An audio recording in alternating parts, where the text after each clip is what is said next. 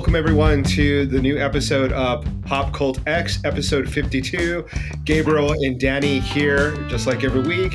You can find us on Wednesdays on YouTube and via Spotify, Apple, anywhere you can listen to podcasts, you can pretty much find us. So we talk about pop culture from a Gen X point of view. So we're going to go ahead and get started with this week's topic, which is the Grammys. Dun, dun, dun. So everyone who's kind of involved in pop culture, I think, realized that the Grammys happened this past weekend. There were some hits and misses, some highs and lows. So why don't we go ahead and get started?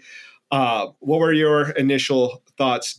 Did anything stick out to you with the Grammys? The first thing that stuck out to me was, I bet you the producers were kicking themselves in the butt for disinviting Kanye West, because he would have provided some drama that I think was much needed, especially following up the Oscars. So within the slap heard around the world, which it still continues to linger in people's conversations. So the Grammys were a little less notable, I think. Yeah. But maybe that's a good thing. Maybe we just needed to celebrate the music and not get too wrapped up in all the drama that unfolds or could have unfolded.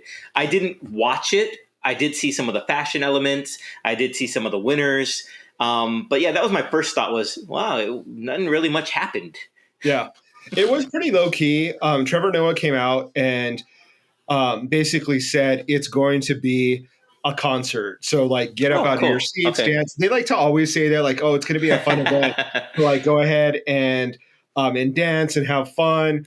It was okay. Like, whenever I see the Grammys recently within the last, I would say 6 or 7 years, I kind of feel like I'm either too young, like they're honoring people that were like my dad's generation, who I respect, but like that's not really like, I'm not really passionate about their music, or I'm too old for like the newbies that are like, BTS or whatever that I'm like clearly not into, or one of the big winners was Olivia Rodrigo, and I hear the talent that she has. Like, I like the songs, but it's not something that I necessarily sit down and listen to because I don't really her album. Great. You're right. I'm like you. I didn't know who half the nominated artists were, and it gets even worse for like the VMAs, where it's like, who? Yeah. But even with the Grammys, to some extent, I was like, I don't recognize half of these people. But Olivia Rodrigo, she was fantastic, and she won Best New Artist and a few other Grammys, but she missed out on like the big ones, I guess you would call them. But did you see her performance? No, I did not.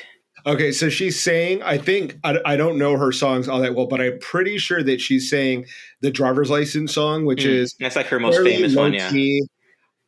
I happen to think that if you're going to be performing at a big event like the Grammys, have something fun and upbeat. Like, it does show off, like, I mean, her lyric writing, she writes her songs, I think.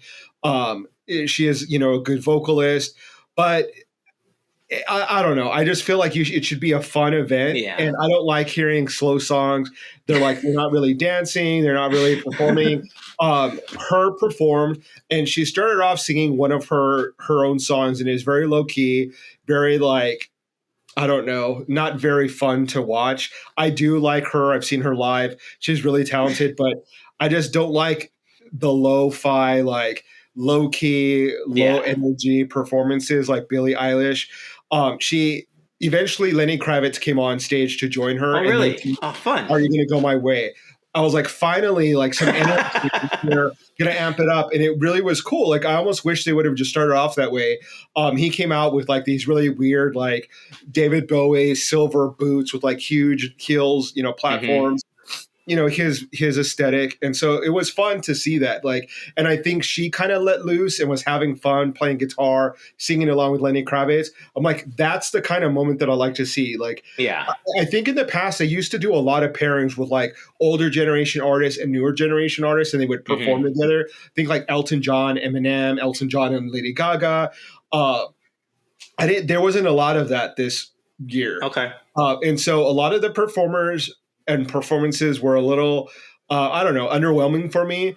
One of the ones that was surprising was Billie Eilish. I'm not a big fan of hers. Her music always puts me to sleep when she's performing. It's always very low key. But this one, it starts off really low key, and then like the song actually starts to like kind of rock. Like there's like she did Happier Than Ever, I think. Yeah. And so I was shocked. I'm like, oh, I actually like this performance. Like she's got energy. She's actually can move and like, you know, perform. And so I was really happy to see it because it changed my mind about her. Oh, cool. I have seen clips of her like performing, and she does have like high energy, you know, bouts. And but fits of high energy. It's always that low key, like whisper singing. And so it kind of, I don't know, it doesn't really do it for me.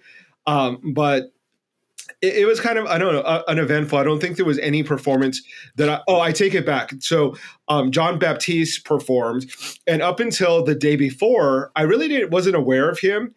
I saw a story, I think on like CBS this morning, where they talked about, you know, the reception of his album and some of his past accomplishments. And to be honest, I never really had heard of him.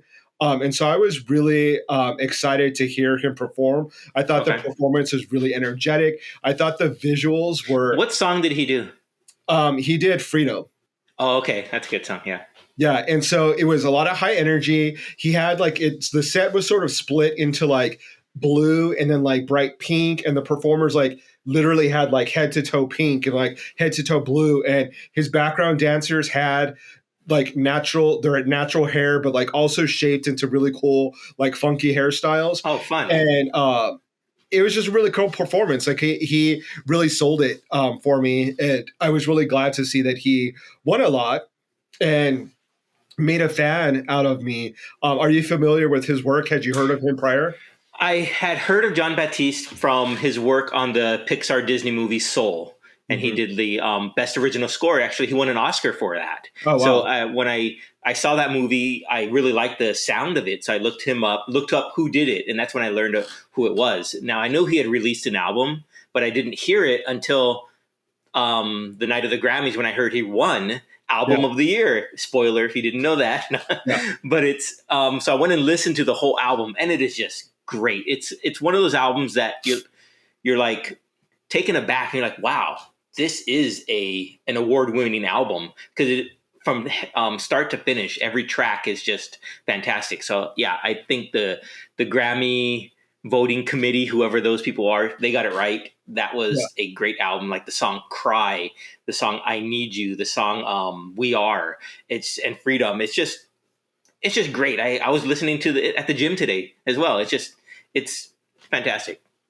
What about the music appeals to you? Like what you know, you mentioned a couple songs, so they obviously have stuck out in your head. What is it? Or like, let's say if someone hasn't heard it, how would you describe his music? It's like it has a lot of soul to it, and it has a lot of rhythm as well. So it has how can I best encapsulate it in words? It's just you can feel it and the vibe of it. You can feel it dripping through your headphones or in the speakers, whatever you're listening to, and it gives you that movement that you just want to move to it. And the lyrics, they can hit home if you're really paying attention to them, and it's just a great overall sound. And it really is, it's one of those smooth soul sounds. It's just, you just got a vibe groove to it. It really is. Yeah, I would have to agree with you. I think that the first song that I heard was Freedom, and it has a vibe. And so, like, as you were talking, I was looking him up because I was curious to see where he was born. And he was born, he's from Louisiana. And I was going to say that he has a very New Orleans vibe. Yeah. That kind of reminds me of New Orleans and my time there, and how the music is really jubilant and has a lot of soul, like you mentioned, a lot of happiness, a lot of celebration, but at the same time acknowledges like sort of the pain that people go through and obstacles and heartache. But it's sort of like that mix that when you get people that have gone through a lot or had to overcome a lot, they do have that dichotomy of like happiness and a little bit of like melancholy at the same time. Like you see it in a lot of like African American culture. You see it in like the Mexican American culture, where it's like you're like, let's take for example death. You are sorry that maybe your loved one is dead, but then you're also celebrating their life at the same time. So it's a really interesting approach that those cultures take towards pain and sorrow, but also like joy and happiness. Yeah, and that's kind of what the sense that I get from him is that I know that his wife, I think, is battling leukemia, and he's written songs specifically for her. And he's also like his songs also address like the state of like America and some of the turmoil that we've gone through, and you can hear that in his sound, in the music that he writes, and the piano playing and the instrumentation, and it's very interesting. It's nice to see music that isn't just surface level, that has depth to it, that hits you almost in your soul, like you relate to it on a couple different levels. Like you can jam to it, you can exercise to it, but you can also like sit down and listen to it and really absorb the message and vibe that he's like kind of sending out. So I think that's just like really cool for me, is that when music or an artist has depth to what they're saying, to their perspective, and it's not just a club banger, or it's not just a rock anthem. And so that's what I appreciate about him. And he seems to have like a certain perspective on life that's really refreshing, that is so like joyful and optimistic, even though he does address things that are sort of negative in society or in life in general, but that he still is able to kind of attack life in like such a positive way. So I really admire him for that. Yeah, definitely. And I very rarely find an album that I will scream from the mountaintops for everyone to hear. Because, sometimes it's one of those albums where you're like, you want everyone to feel the same way you feel about it, and you want everyone to enjoy it the same way that you do. Or other times you're like, no, this is just mine. You can't have this. I don't want you to hear it because I don't want to share this secret. But this is one of those ones where you want to tell everyone, because it's like, and hope that everyone gets the same out of it that you did. Yeah. So it's kudos, Jon Batiste. Yeah. So I'm looking at, as you were talking, I was looking at some of the other winners from the Grammys. I think that Doja Cat won for Kiss Me More, and she had a really interesting, I don't know if you heard about this, but it's a duet with SZA, and SZA went up and Doja Cat was in the bathroom. So she's like running up on stage. and at one point she's like, she even said, I was like, oh, that was like the fastest piss I've ever had in my life. And then she sort of sideways turns from the camera and like moves her dress and almost looks like she's like adjusting her undergarments. And it was a really weird moment. And then it's sort of like, from that, it went to her like crying about how emotional and how impactful it is for her to win a Grammy. So there's a really weird dichotomy between like a really funny moment to like a really heartfelt moment. I'm not I'm not a super big fan of hers. I think she has like really pop catchy songs. It doesn't really appeal to me. But some other awards that were won was Olivia Rodrigo, which we talked about. She won New Artist. And Record of the Year was Leave the Door Open by Silk Sonic. Yeah, which Bruno Mars and Anderson .Paak. Yeah. That's another one of those. Thoughts about them? Because I'm really curious to how you feel, and then I'll share my opinion. Oh, I think they're just cool cats. That's just like one of those songs like Jon Batiste where I just play it and I'm just like grooving to it. It's the whole Silk Sonic vibe is just really cool to me. I just, I can never be as cool as them. So I just have to be like, yeah, those guys are cool. And Leave the Door Open, it was a great song. I remember hearing that last year. I don't remember how long ago, but it's just one of those songs that you're just like, yeah, this is cool. Yeah. I agree. I do love the song Leave the Door Open. It's really great. I think it's a very like nostalgic sound. Exactly. Yeah. And I think that the Grammys typically like nostalgic acts or things that sort of are reminiscent of the past. to me, it's a little controversial for them to win for record of the year, because I think that there are people that who maybe were better suited to win. And I say this with a grain of salt, because I don't think you could really say one person or one artist is better than the other. But you see people like, let's say, Lil Nas X with Montero, Jon Batiste with Freedom. You have Olivia Rodrigo with Driver License, and even Billie Eilish with Happier Than Ever. People that are sort of doing their own original ideas and are sort of doing their own spin on, pop rock, rap, hip hop, I see what you mean. And they're to me, they're almost like a tribute act. They're almost like when you go to a bar and you want to see like Boogie Nights, which is like the 70s cover band. And if you didn't see the Grammys, they were in like cosplay. They had like the 70s like outfits, like his, Bruno Mars' partner had like a bob wig on, and they were like fully in character the whole night. The way they were reacting to everything. And I thought it was funny. Like, I thought it was like, okay, they're like feeling this character, but it's a character. It's like, it's not their authentic self. So when you compare someone like, let's say, Olivia Rodrigo, whose song is like famously heartfelt, that talks about her heartache and her breakup, or Lil Nas X, like being a pioneer, is like the first gay hip hop artist that's like really made it to mainstream. Yeah. And then you have like someone pretending to be Marvin Gaye and Elvis, and it's a little,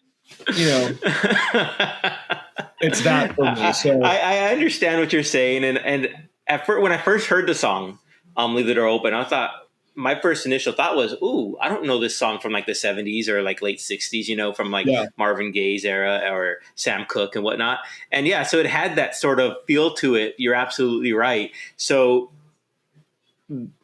I guess they do like the nostalgia, but did it push anything forward like some of the other artists might have, push the boundaries more, look for, maybe not, but maybe it's just, I don't even know how the voting's done. So I don't know if it was just like by popularity, what was most popular. I don't know that. I mean, in a sense, I think in a sense it is the most popular, but it's by people who are part of like the association, right? Like it's artists, it's producers, it's writers.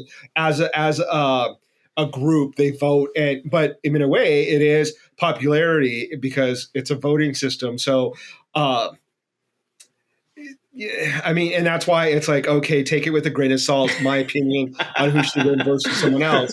But it just seemed like it got a little campy watching them win all night and being in character and acting like that character, where I really like people that are authentic and, talking about Jon Batiste, like someone who's like really authentic and speaks like from their heart and represents their culture. And then you have people that are a really good cover band, like a really good imitation act of like bands that have existed in the past. But I mean, that's all I'm going to say about that. Like, I was kind of curious what you said. Bruno Mars, hell of a cover band.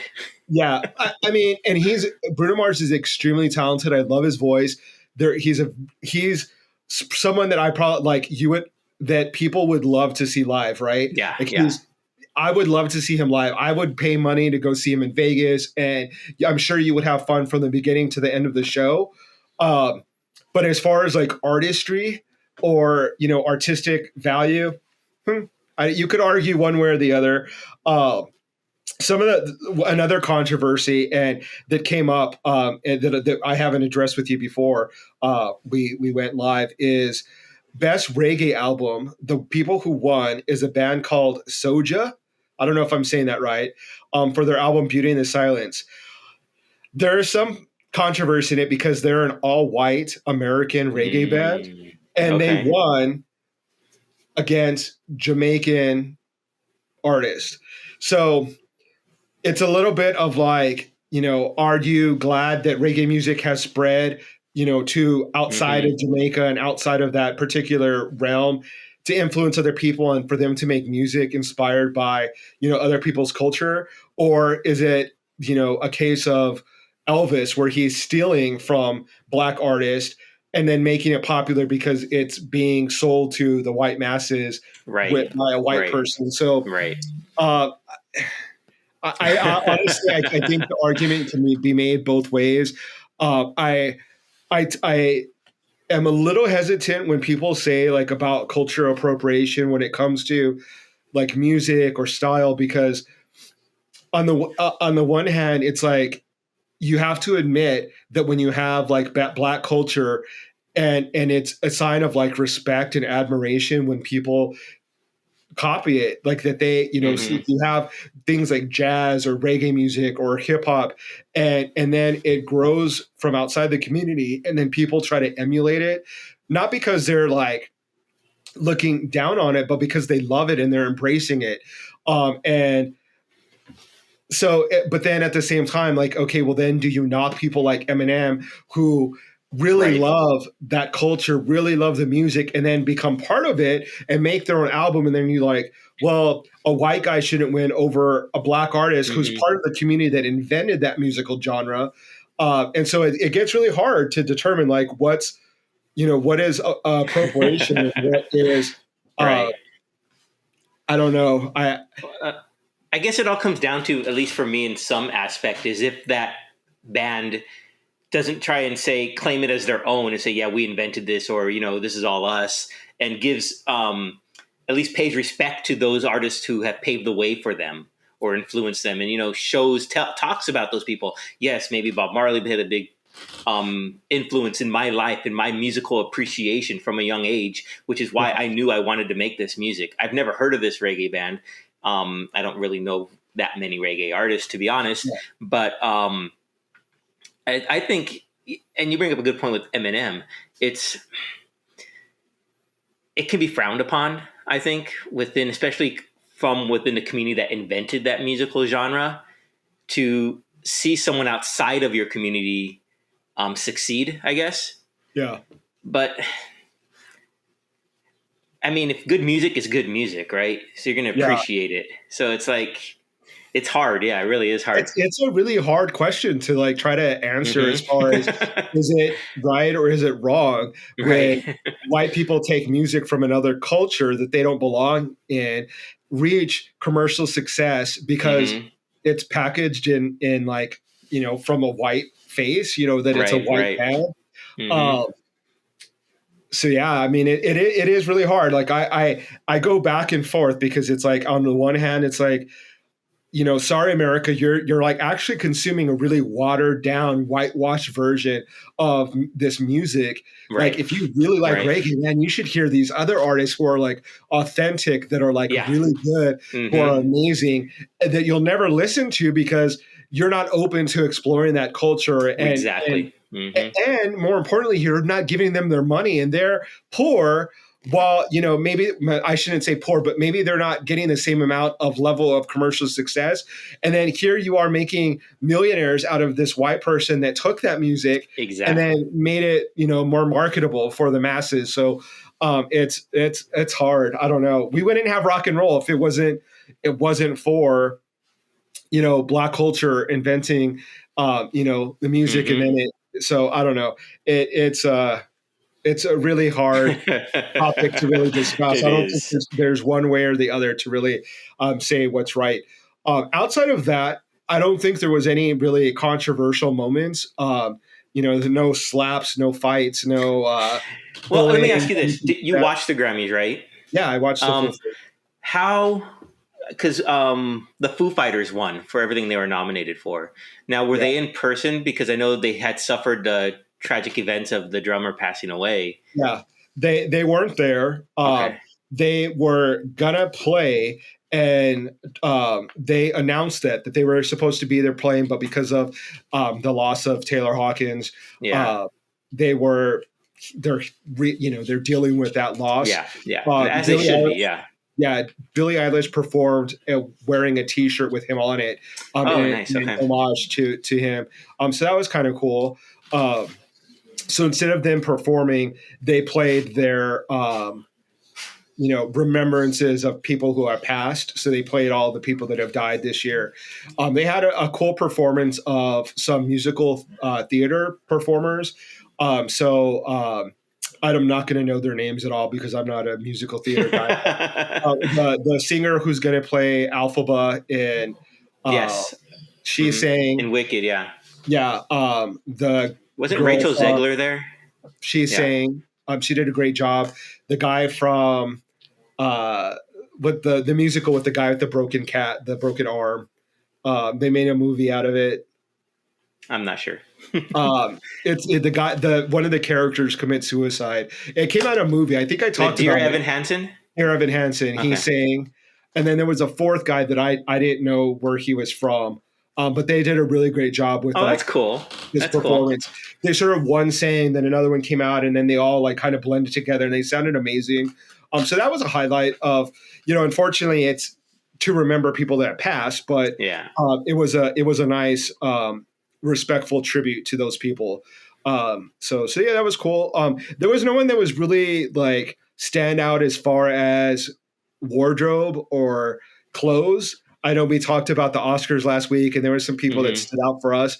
There was really no one that was, which is kind of interesting because the Grammys are like musical artists, so you think that they're a little bit more avant-garde, a little bit more flashier, but there was really no one that really stuck out for me. The only one that I saw that I really commented on was the Lady Gaga gown in the Armani gown that she was wearing, the black one shoulder with the white train. I thought that was so classy.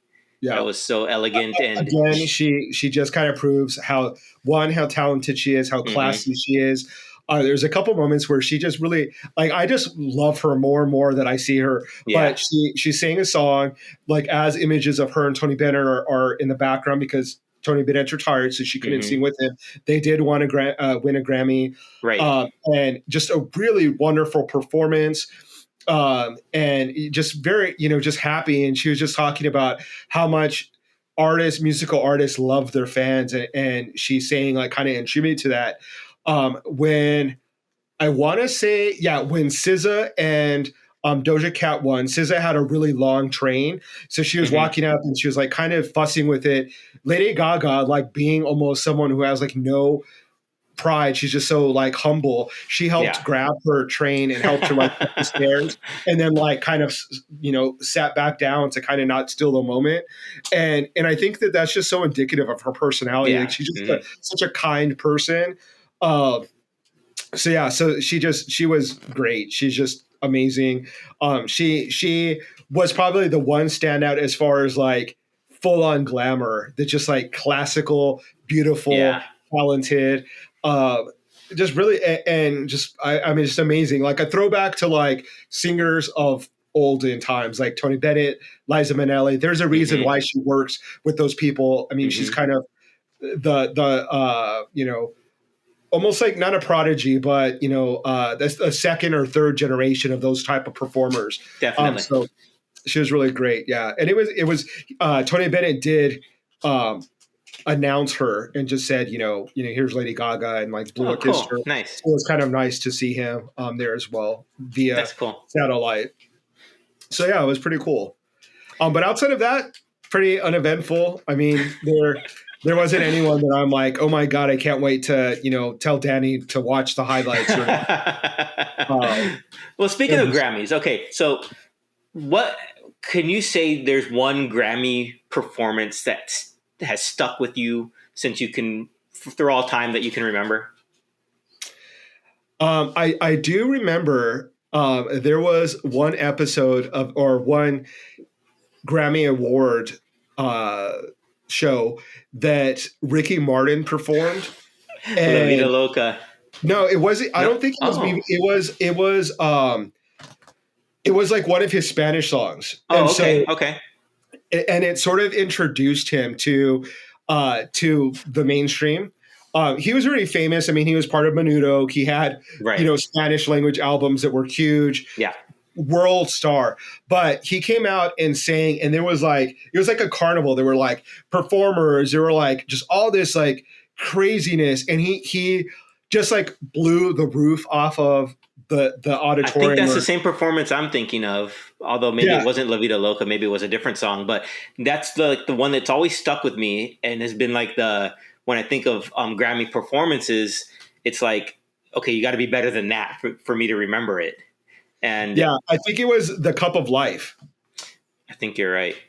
Yeah, it was Cup of Life, and he got a standing ovation, Mm-hmm. and I remember just being so proud of him being a Latinx person. Yeah.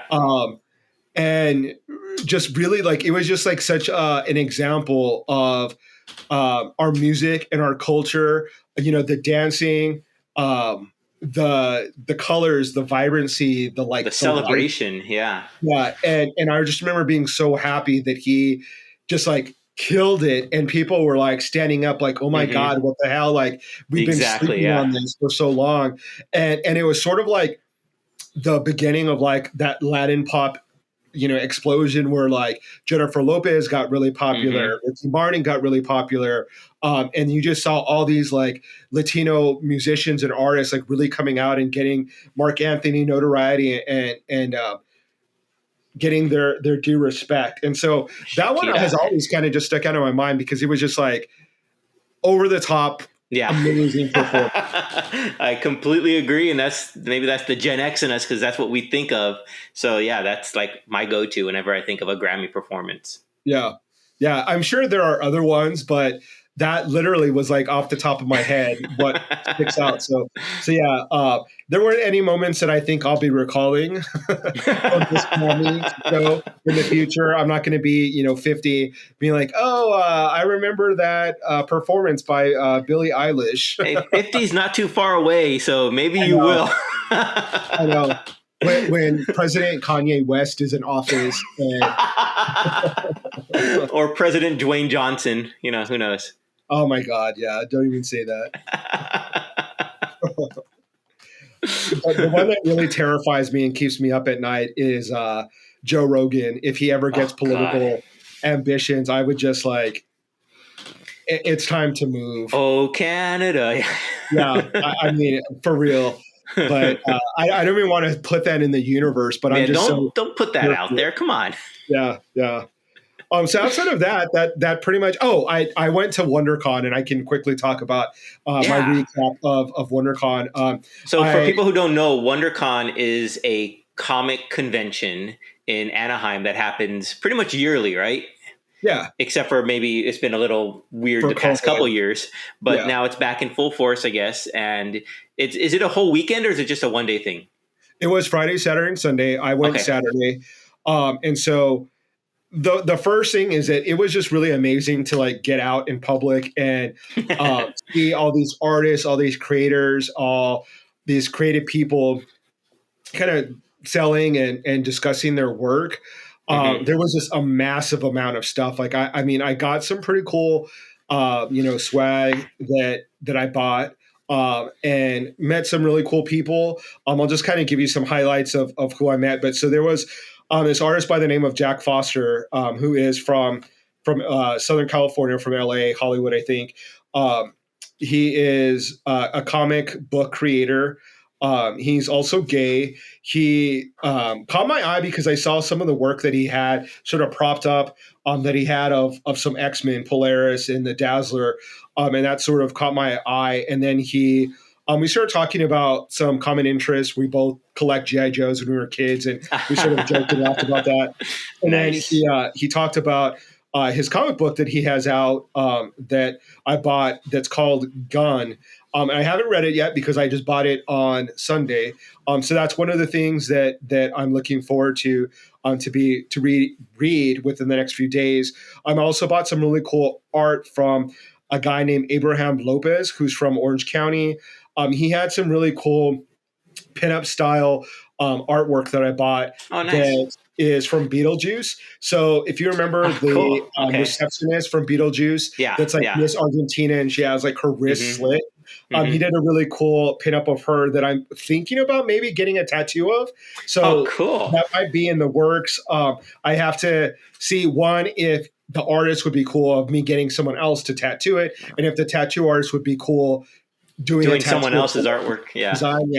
I also saw some artwork from her Twitter handle is Gigi Draws, but her name is Gigi Knight. She is Latina, and she is also she's actually from Vegas, so she's in your neck of the woods. She had a lot of really cool artwork, but I bought a little print of a Wonder Woman, or a figure of a woman dressed as Wonder Woman. I don't know if it's exactly Wonder Woman, but a plus size version. And so she has like really cool, cute, like beautiful, sort of anime style, Japanese style drawings, which are really cool that stand out. Just to kind of quickly go over some other stuff, Black Fist and Brown Hand, The Untamed, Manana, which is an anthology of Latinx comics from the 20th century. So it's an anthology series. Trade paperback of Killer Queens, which is like an outer space type graphic novel. And then lastly, I met up with a creator by the name of his comic is Lovable Oaf.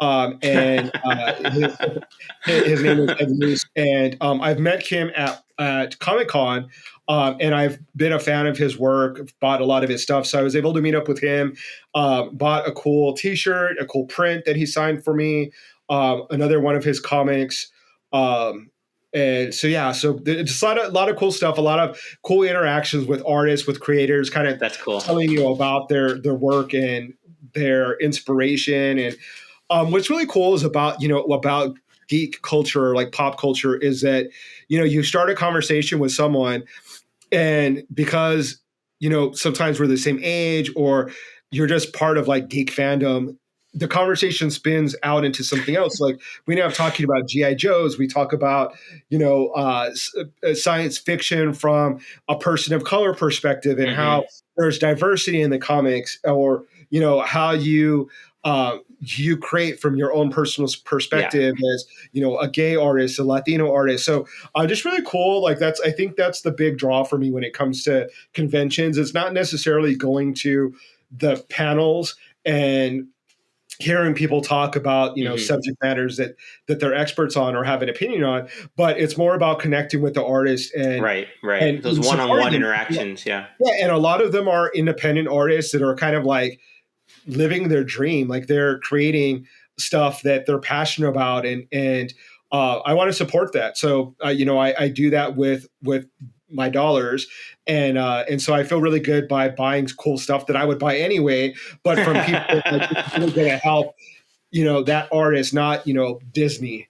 Even though there was a lot of cool stuff that like from Disney or like Marvel and stuff like that I ended up buying too, but it's a cool way to support local artists, or artists that aren't local but that come down to the convention that you're able to kind of meet and see their work. So it's really cool, especially to discover like new talent that you're not aware of. That not that they're new in the sense that they're a young new artist, but new to you, that you're just discovering their work. So it's pretty cool. I had a lot of fun. Got some cool stuff to put on my shrinking wall in my room. I was going to say, where are you going to put all of that? So I have one blank wall left, so it's going to be pretty crowded. You can send it up here. I got a big blank wall behind me here. Yeah. You have to check out Gigi Draws. She, like I said, she's in your neck of the woods. Yeah, check her out. And check it out, see if there's anything that you'd like, and maybe you can put it up on your walls. Yeah, definitely. I mean, I didn't get to go to a comic convention like you, but I did watch Moon Knight, which is based on a comic book. So, kind of the same thing. Yeah. There were lots of Moon Knights at the convention. Lots of people dressed up as Moon Knight. Yeah. Yeah, it was great. It's pretty short. I mean, the character exists in comics, but let's say you didn't know Moon Knight. They did their costumes fairly quickly, because it just aired like a week. Wednesday, yeah. And by Friday, Saturday, Sunday, they already had their costumes, and they had some really cool costumes. So kudos to those people that can sew or hot glue some outfits together. Cool. Yeah, I've never done a cosplay, and I was thinking about it. Like, if I was to do a cosplay, who would I go as? Who would fit or who could I, kind of pull off? Moon Knight with the Mr. Knight in the whole white mask, that'd be kind of fun. That'd look pretty sharp in a nice white suit, a white shirt, white tie. I would like to try Wolverine. I think that'd be kind of fun. But yeah, maybe one day I'll get to that. Yeah. I mean, I'm not creative in the sense that I can't create outfits. I'd have to buy something because I would just waste money by trying to create a costume. I would probably have to buy one, but I'm all for it. I think it's fun. Like, I think it's cool to be with a bunch of people that are basically your tribe, like that have the same interests as you, that maybe not the exact same comics, don't collect the exact same toys, but there's an appreciation for the artwork and the talent that goes into creating, all of those different things like action figures, comics, prints, animation. So it's really cool just to be around that energy. Yeah, definitely. Yeah. Yeah. I know the big one is San Diego Comic-Con. That's the big behemoth of conventions, right? And I think they're meeting in person again this year, finally. I know they had a special shortened or trimmed down version last year. I think maybe that's something PopCultX should probably try and get into. Yeah, it would be cool to be part of a panel. There was a panel at WonderCon about discussing pop culture and how, alternative or independent channels have discussed pop culture, and it's not necessarily, like the big news media sources that people are discussing pop culture. But I did want to go there, but I was so busy buying stuff and checking stuff out that I missed the time. It started at 10:30, and we got there right at opening, but it was like we're right in the midst of like kind of in the trenches of getting in the trenches. So I mean, this one wasn't as it's not as packed as Comic-Con, but Comic-Con is a little overwhelming. I mean, you can spend hours trying to get into a panel and not get in. I mean, you can literally waste 3 hours and still not make it in. So that's one of the things that I don't like about Comic-Con that I do like about WonderCon is that it's like a manageable amount of people. That you can still see the people you like. You can still, buy. You're not like fighting over stuff. Stuff isn't disappearing because it's sold out. I mean, it is exciting when you have like a Comic-Con exclusive that you want to go buy and you make it and you buy it before everyone sells it out. But it also is kind of a pain in the ass. Well, if anyone from Comic-Con, San Diego Comic-Con is listening or watching, PopCultX would love some press passes to get in there and to chat with some of the artists and some of the contributors and interview them on the spot. I think that'd be really fun. So if you're out there watching, listening, know someone that is, send them our way. Yeah. And not just because I want free passes, because I want to interview people. Yeah, for sure. I mean, there's a ton of people that are I mean, you can't throw a rock in San Diego downtown and not get someone that's somehow involved. The last Comic-Con that happened in San Diego that I didn't go, but I just randomly ran into this guy and we started talking, and he was an engineer that worked with Sony on like Spider-Man movies. Oh, wow. And, okay. He created this really cool, it was like a big fan that you could float, and it sort of you jumped out off of this platform and floated above this fan. So it kind of made you seem like you were Spider-Man, like floating through the air. And I'm like, it was just some random guy. And I'm like, oh, that's cool. Like that you have these connections. And he was talking to me about all the stuff that he does for, in regards or in relations to Spider-Man. And, you can meet a lot, like you don't even have to go to the convention, just go out to Gaslamp. Yeah.